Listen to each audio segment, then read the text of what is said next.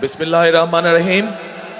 আজকের এই নির্বাচনী জনসভার সম্মানিত সভাপতি, আমার সামনে উপস্থিত কুমিল্লা এবং চাঁদপুরের বিভিন্ন জায়গা থেকে আগত প্রিয় ভাই ও বোনেরা, উপস্থিত মঞ্চে উপস্থিত নেতৃবৃন্দ, আমার সহকর্মীবৃন্দ, আসসালামু আলাইকুম।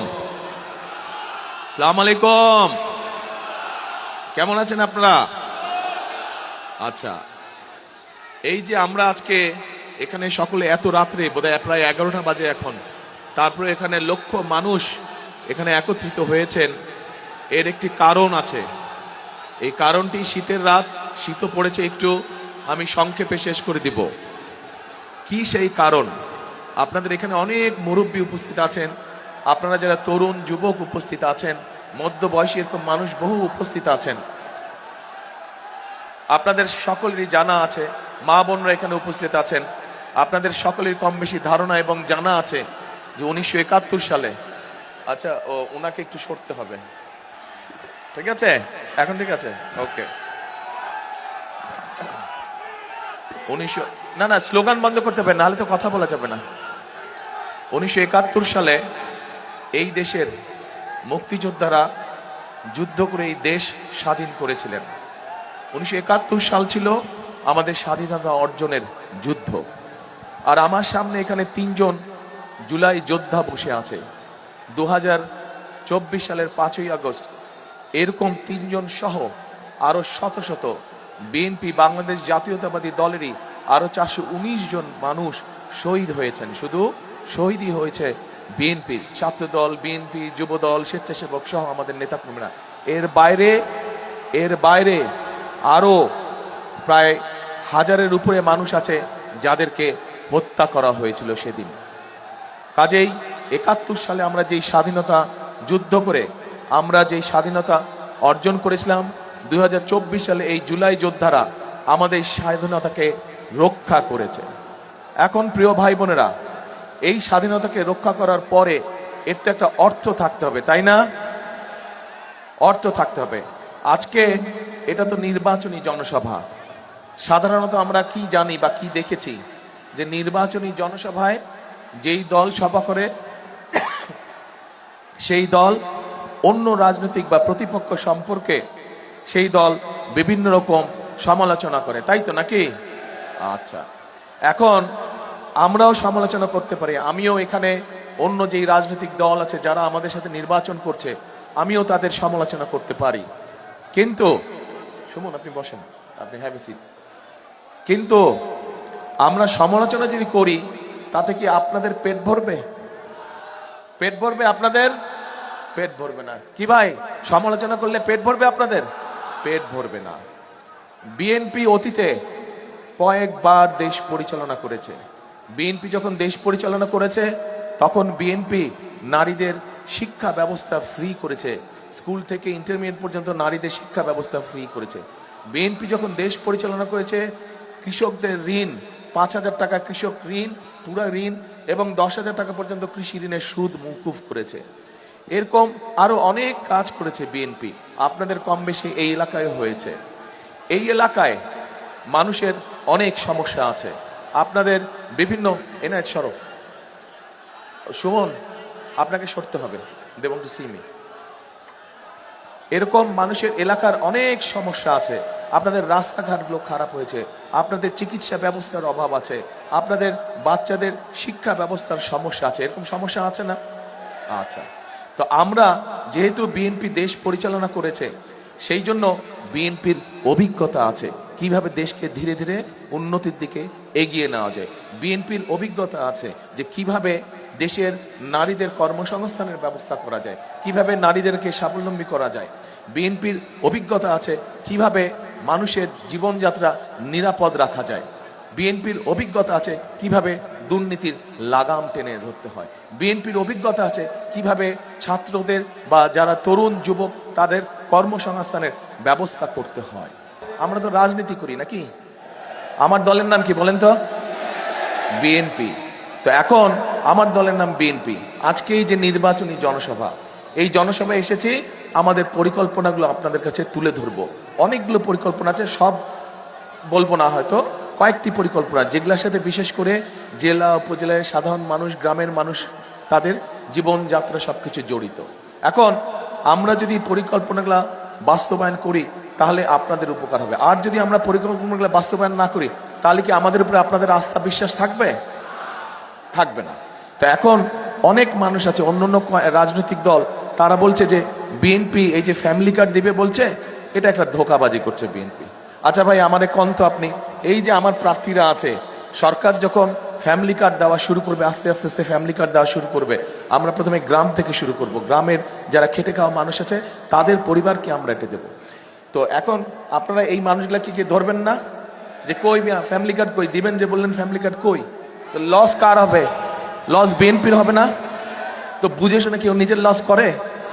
তো ভাই আমরা কেন মানুষকে ঠকাতে যাব? যুক্তি আছে কথায়? আচ্ছা, এখন এই ফ্যামিলি কার্ড থেকে সংক্ষেপে বলি আমি, এই ফ্যামিলি কার্ডটার মাধ্যমে আমরা এই দেশে যারা গৃহিণী আছে, গ্রামে গঞ্জে সব জায়গায় যারা পরিবার আছে, সেই পরিবারগুলোকে সারা মাসের জন্য যে দিব তা না, তবে মাস তো 4 সপ্তাহ নিয়ে, তাই না? এই 4 সপ্তাহের মধ্যে অন্তত 7 থেকে 10 দিনের জন্য তাদের পরিবারের কম বেশি 5 দিন হোক 7 দিন হোক একটা সহযোগিতা আমরা করতে চাই সরকার থেকে। যেই সহযোগিতা করলে পরে পরিবারের উপরে অর্থনৈতিক চাপটা কম হবে, মাদের জন্য, বোনদের জন্য তাদের সংসার চালাতে একটু হলেও সুবিধা হবে। এইটা আমরা কাজটা করতে চাই। এবং আমরা মনে করি আমরা যদি কয়েক বছর ধরে এই পরিকল্পনা ধীরে ধীরে বাস্তবায়ন করতে পারি, তাহলে এই দেশের এই কুমিল্লা চাঁদপুরের এলাকার নারীরা কিন্তু শিক্ষিত, কিন্তু শুধু শিক্ষিত হলে তো হবে না, সাথে সাথে তাদেরকে তো স্বাবলম্বী হতে হবে, তাই না? তাদেরকে স্বাবলম্বী হতে হবে। আমাদের খালেদা জিয়া, দেশনেত্রী খালেদা জিয়া কি করেছিলেন? এর আগে উনি যতবার দেশ পরিচালনা করেছিলেন, উনি নারীদের শিক্ষার ব্যাপারটা ফ্রি করেছিলেন, একদম ক্লাস 1 থেকে ইন্টারমিডিয়েট পর্যন্ত। জানেন এটা? আচ্ছা, এবার আমরা সেই নারীতে, এটা কিন্তু 20 বছর আগের কথা বলছি আমি, এই 20 বছরে তো যেই মেয়েদের আর যে নারীরা আমাদের শিক্ষিত হয়েছিল তারা তো বড় হয়েছে, নিজের সংসার হয়েছে, তাই না? এখন সেই নারীদেরকে আমরা স্বাবলম্বী করতে চাই। শুধু যে তারাই পাবে তা না, তাদের থেকে বড় যারা আছে তারাও পাবে, যারা গৃহিণী, যারা মা, সকলকে ধীরে ধীরে আমরা এই ফ্যামিলি কার্ডটা পৌঁছে দিব। এইভাবে করে আমরা চাই যে আমাদের মা বোনেরা যাতে ধীরে ধীরে অর্থনৈতিকভাবেও স্বাবলম্বী হয়। এর আগে বিএনপি পরিকল্পনা করেছিল শিক্ষিত করার, সেটা আলহামদুলিল্লাহ মোটামুটি অনেকাংশে সফল হয়েছে। এখন আমরা যেটা করতে চাই, আমরা দেশের নারী সমাজকে অর্থনৈতিকভাবে স্বাবলম্বী করতে চাই। কারণ এখানে বিয়ে শাদী করছেন কে কে? হাত তুলেন তো। ওরে বাবা, সবাই বিয়ে শাদী করে ফেলছে। এখন যারা সংসার করছেন, একা স্ত্রী বা স্বামী একা সংসার চালাতে পারে? পারে না। দুইজনের সহযোগিতা লাগে না? একজনকে আরেকজনের সহযোগিতা করতে হয়। এখন স্ত্রীর জন্য যদি সরকার থেকে একটা ব্যবস্থা করে, তাহলে তো আপনার জন্য সুবিধা, আপনার জন্য সুবিধা না, আপনার উপর চাপ কম পড়লো। এই কাজটি আমরা করতে চাচ্ছি। এখন বলেন, আমার এই কথাগুলো ভালো লাগলো না খারাপ লাগলো? ভালো লাগলো? আচ্ছা, ঠিক আছে। এবার আসেন আরেকটা বিষয় আলোচনা করি, আরেকটা পরিকল্পনার কথা বলি।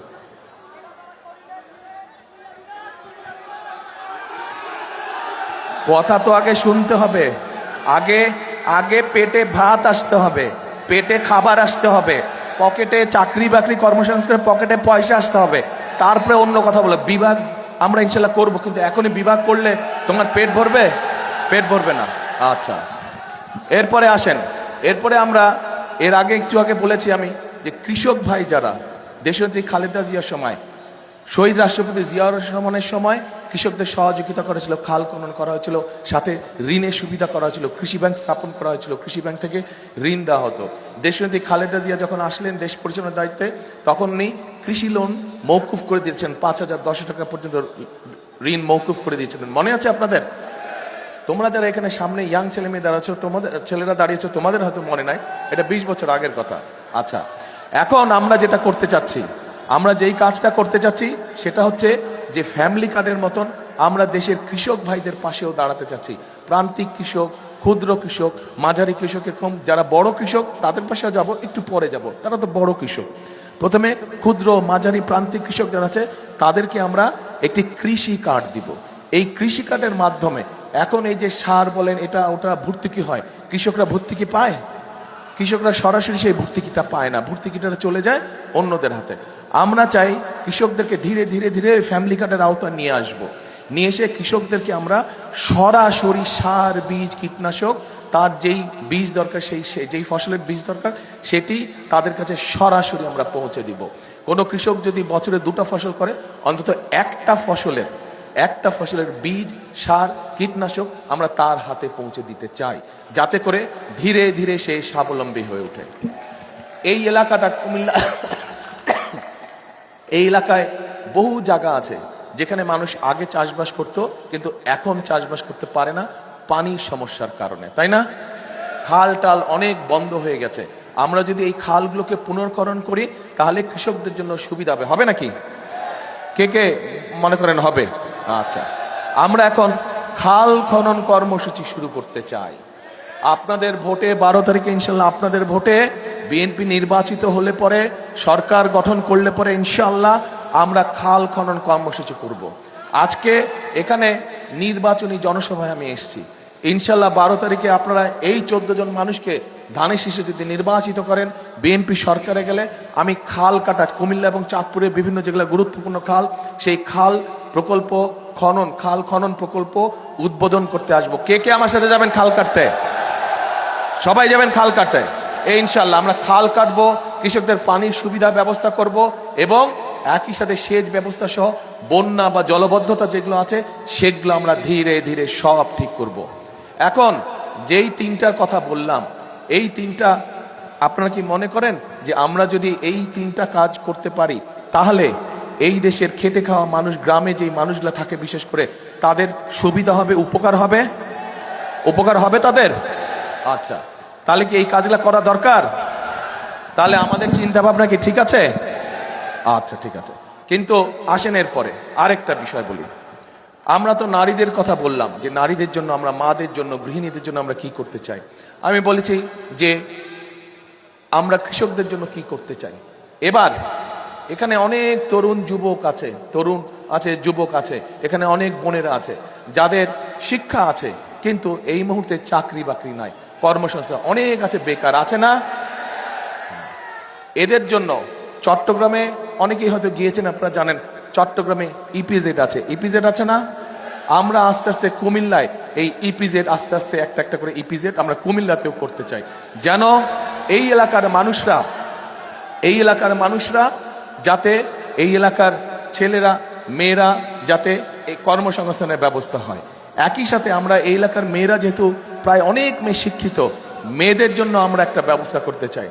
অনেক কাজ আছে, অনেক শিল্প কারখানা আছে যেগুলো মেয়েদের কাজ করার উপযুক্ত, নারীদের বোনদের কাজ করার জন্য উপযুক্ত। আমরা সেই ধরনের, যাতে মেয়েরাও ছেলেদের পাশাপাশি কাজ করতে পারে, মিল কারখানায় কাজ করতে পারে, সেই রকম মিল, ফ্যাক্টরি, ইন্ডাস্ট্রি আমরা ধীরে ধীরে ওই ইপিজেড এর মধ্যে তৈরি করতে চাই। এটা কি পরিকল্পনাটা কেমন? ভালো? খুশি আপনারা? আচ্ছা, ঠিক আছে। এবার আসেন, খাল কাটা গেল। ও আরেকটা তো বলতে ভুলেই গেছি, সেটা হচ্ছে শুধু এইটা না,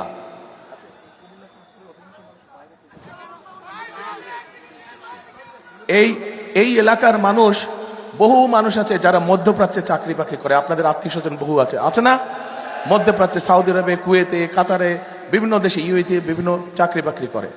এখন যারা গিয়েছে, এই মানুষগুলোকে যদি আমরা দক্ষ শ্রমিক হিসাবে ট্রেনিং দিয়ে, এবং একই সাথে যেহেতু তারা অধিকাংশ সৌদি আরবে যাচ্ছে, সেই দেশের ভাষা শিখে যদি আমরা পাঠাতে পারি, তাহলে তার বেতন বেশি হবে না? আমরা এই পরিকল্পনাটা গ্রহণ করেছি, যে এই পরিকল্পনা হলে বহু মানুষকে আমরা ট্রেনিং দিয়ে সৌদি আরবে বা মিডল ইস্টের বিভিন্ন দেশে, যে কাতার বলেন, কুয়েত বলেন, ওইসব দেশে আগামী 5 থেকে 10 বছর কি কি ধরনের ওইসব দেশের অর্থনৈতিক উন্নয়ন কিরকম হচ্ছে, তারা কি কি প্রজেক্ট গ্রহণ করছে, এবং এই দেশ থেকে কি কি ধরনের মানুষ পাঠালে বেশি বেতনে চাকরি করতে পারবে, সেটারও আমরা পরিকল্পনা আছে আমাদের। এবং আমরা আমাদের ছেলে মেয়েদেরকে শিক্ষিত করে, তাদেরকে ট্রেনিং দিয়ে, ভাষা শিক্ষা দিয়ে আমরা পাঠাবো পৃথিবীর বিভিন্ন দেশে। এখন এই পরিকল্পনা কেমন লেগেছে? আচ্ছা, ঠিক আছে।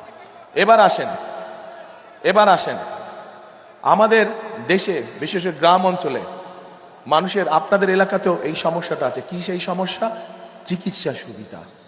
অনেক গ্রাম উপজেলা আছে যেখানে বিশেষ করে মা বোনেরা, শিশুরা, তাদের অসুখ বিসুখ হলে, ছোটখাটো অসুখ বিসুখ হলে, তারা হয়তো ভাই আজকে অন্য কাজে ব্যস্ত, অথবা স্বামী ব্যস্ত, অথবা ছেলে ব্যস্ত,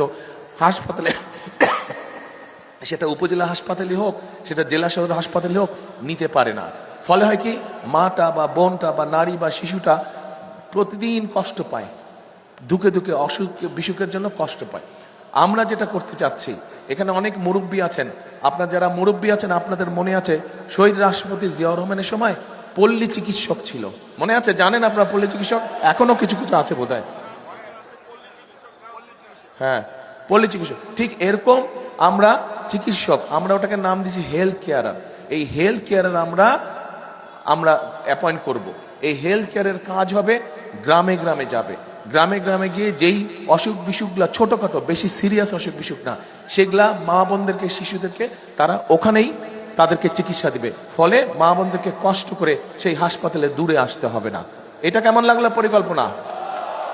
এখন আমি যদি এই যতক্ষণ আপনাদেরকে আমার পরিকল্পনার কথাগুলো বললাম, আমি যদি এখন অন্য অন্য রাজনৈতিক দল, সেই স্বৈরাচার বলেন, আমাদের সাথে যারা রাজনীতি করছে বা নির্বাচন আমাদের প্রতিপক্ষ যারা, এদের যদি আমি গীবত গাইতাম, এদের সমালোচনা করতাম, আপনাদের কোনো লাভ হতো ভাই? আমার এই কথা যেগুলো বললাম, এই কাজগুলো যদি বাস্তবায়ন করে, তাহলে আপনাদের লাভ হবে? বুঝি না, লাভ হবে? তাহলে কোনটা জরুরি? গীবত গাওয়া, সমালোচনা করা? সমালোচনা করতে হবে মাঝে মাঝে, যদি দেখি বেশি ওলট পালট করছে তাহলে তো সমালোচনা করতেই হবে। কিন্তু আমাদের দেশের মানুষের পেটে ভাত দরকার, সকলের পকেটে পয়সা দরকার, হালাল কামাই দরকার, তাই না? চিকিৎসা দরকার, শিক্ষা দরকার, বিদেশ বা দেশে হোক কর্মসংস্থানের দরকার। কাজেই এইগুলো হচ্ছে আমাদের পরিকল্পনা। আমরা ভাই রাজনীতি করি, আমরা স্লোগান দেই যে আমাদের রাজনীতির মূল শক্তি হচ্ছে, উৎস হচ্ছে জনগণ। জনগণকে আমরা সবসময় আমাদের পাশে রাখতে চাই। সেই জন্যই ওই যে প্রথমে বললাম, বিএনপির অভিজ্ঞতা আছে দেশ চালানোর। আমাদের এই ফ্যামিলি কার্ড নিয়ে, আমাদের এই কৃষক কার্ড নিয়ে অন্য অন্য দল অনেক সমালোচনা করছে, শুনেছি আমি, আপনারাও দেখেছেন, পত্রপত্রিকা দেখেছেন না? এরা যা কয় কিচ্ছু যায় আসে না, আমাদের কিচ্ছু যায় আসে না। আপনারা এই যে জনগণ, লক্ষ জনগণ এখানে আজ এত রাতে উপস্থিত আছেন, আপনারা ইনশাল্লাহ ধানের শীষকে জয়যুক্ত করে সরকার গঠন করলে আমরা চোখ বন্ধ করে আমাদের কাজ করতে থাকবো।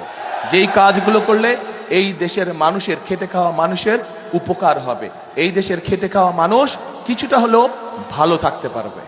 এখন এই কাজগুলো যদি আমাদেরকে বাস্তবায়ন করতে হয়, ও আরেকটা কথা বলি, এ ভাই স্লোগান দিস না, স্লোগান দিয়ে কোনো ফায়দা হবে না, স্লোগান দিয়ে কোনো ফায়দা হবে না। আর যে স্লোগান দেবে বুঝবো, আমি বুঝে নিব তুমি এখানে ডিস্টার্ব করার জন্য আসছো। হ্যাঁ, যে ডিস্টার্ব করার উদ্দেশ্যে আসছে সে স্লোগান দিচ্ছে। কাজেই তোমার নাম এখন থেকে হবে, যে স্লোগান দিবে তোমার নাম গুপ্ত হবে এখন থেকে।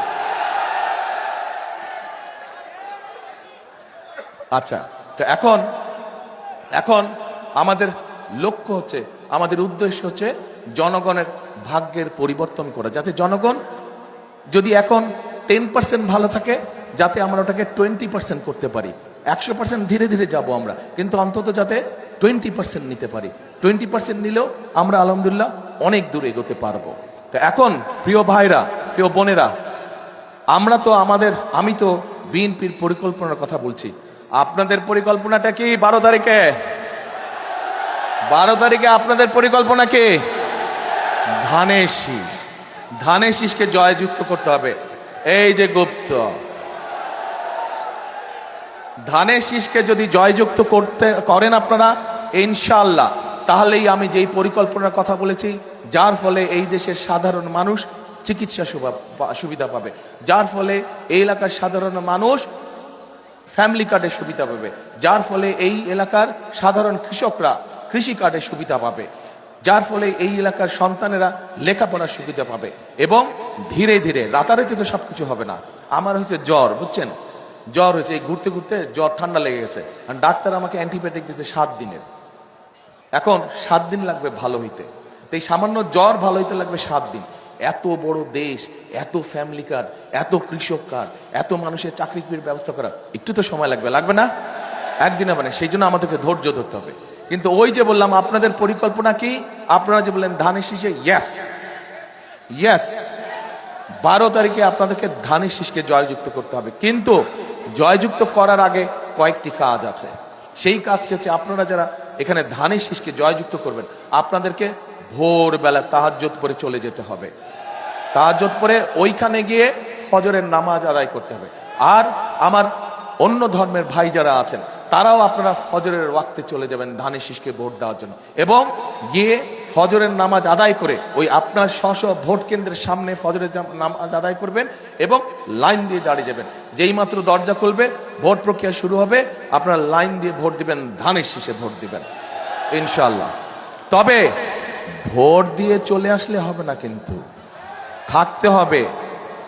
যেই অধিকার থেকে আপনাদেরকে বঞ্চিত করা হয়েছিল গত 16 বছর ধরে, সেই অধিকারের হিসাব এই যে এখানে 3 জন জুলাই যোদ্ধা বসে আছে, পা নাই দুইজনের, আরেকজনেরও সমস্যা।